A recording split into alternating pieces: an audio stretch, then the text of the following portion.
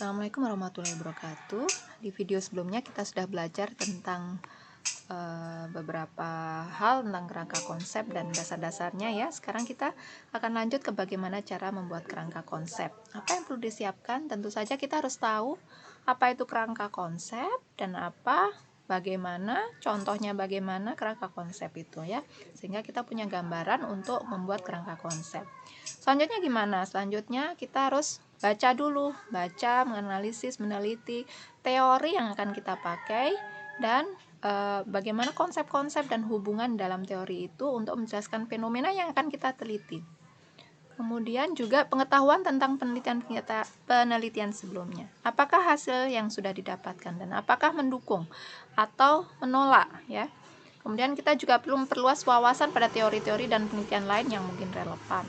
Juga pengalaman tentang penelitian ini akan memengaruhi kita untuk membuat kerangka konsep.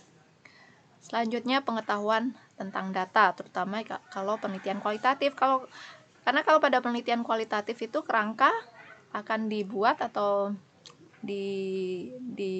disusun oleh peneliti ketika dia sudah mendapatkan data ya. Dia sudah mendapatkan banyak data, kemudian dia akan menyusun konsep-konsep yang muncul dari data tersebut. Nah, kemudian bagaimana strukturnya? Untuk mengembangkan struktur, kita harus mengidentifikasi kata kunci yang ada dalam topik. Ya, jadi kalau kita sudah baca banyak, terus kita identifikasi kata-kata kuncinya apa. Kemudian coba ambil satu konsep, lakukan brainstorming tentang semua hal yang mungkin berhubungan, lihat dan pilih kembali yang paling relevan ya.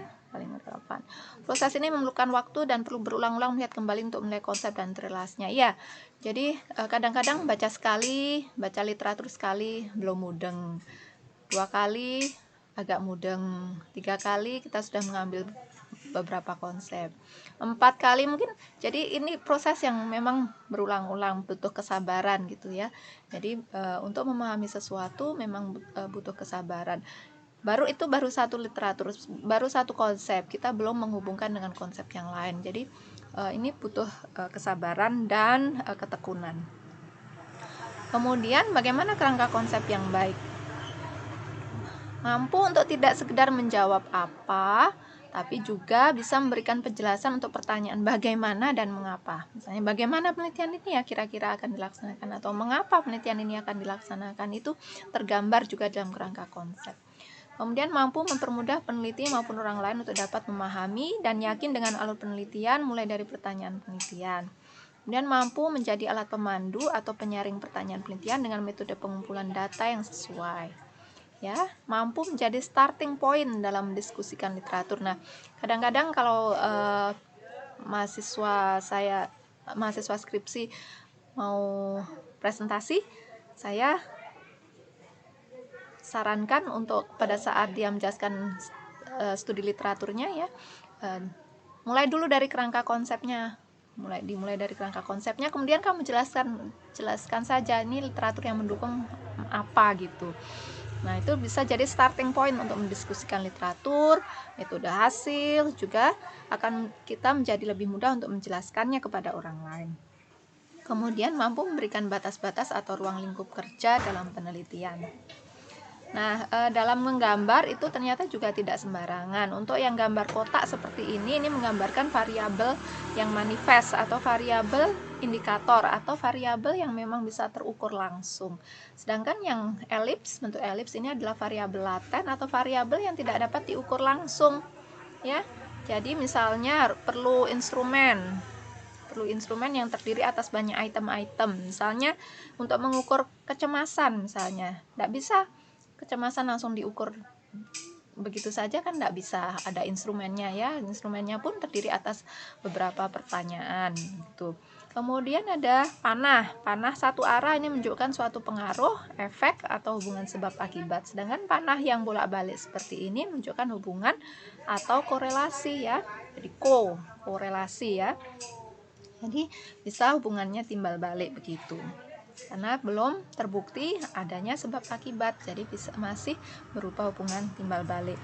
Ini adalah contoh yang mungkin masih belum sempurna ya, contoh dari penelitian saya, kita ambil kerangka teorinya bahwa tentang teori identitas profesional, bahwa identitas profesional ini dipengaruhi oleh partisipasi, sedangkan partisipasi ini dipengaruhi oleh interaksi sosial, faktor internal, dan kurikulum aksi. Ini ada beberapa teori yang mendukung, atau kerangka teori gambar ini diambil dari beberapa teori. Ini langkahnya apa? Langkahnya tadi eksplorasi dan pelajari konstruk yang menjadi minat, kemudian identifikasi semua konstruk yang berpengaruh, ya. Tentukan kedudukan kita dalam penelitian yang akan kita lakukan. Apakah menjadi konstruk terikat atau kriterion, atau menjadi konstruk bebas atau konstruk prediktor, ya. Jadi tentukan kedudukan konsep itu, konstruknya itu mau jadi apa. Kemudian susun semua konstruk tersebut, identifikasi ruang lingkup konstruk yang akan diteliti berdasarkan pertimbangan seperti metode penelitian, waktunya, atau sumber daya penelitian. Misalnya gini, kalau metode penelitian cross sectional, metode pengambilan datanya cross sectional, tentu tidak bisa membuktikan sebab akibat. Maka tadi panahnya tadi, waktu kita menggambar panah akan berbeda, ya. Panahnya pasti hanya timbal balik gitu, panah bolak-balik, ya, karena kita tidak bisa menghasilkan atau membuktikan causal effect dengan metode penelitian seperti itu. Misalnya seperti itu. Kemudian waktu juga berpengaruh, atau sumber daya penelitiannya. Nah, ini dari teori yang dari Dornan et al. Ini konteks proses luaran. Jadi ini ada beberapa konsep di situ dalam teori itu. Kemudian ini adalah kita dari konsep-konsep yang tadi ada di dalam teori tadi, kita ambil mau yang konstruk mana yang mau kita jadikan konstruk dalam penelitian kita. Ini kita identifikasi, kemudian kita ambil, dan diidentifikasi nih panahnya bagaimana, kemudian kita cari literatur yang mendukung hubungan-hubungan ini, apakah sudah pernah diteliti atau belum gitu, ya. Kemudian ini setelah itu kemudian kita olah lagi menjadi kerangka konsep yang mau kita lakukan itu seperti apa, ini diukur dengan apa, dan sebagainya. Oke, itu saja dari untuk topik penelitian kedokteran 1 menyusun kerangka konsep. Ini referensinya, adik-adik bisa membaca lagi, kemudian adik-adik juga bisa memutar kembali videonya.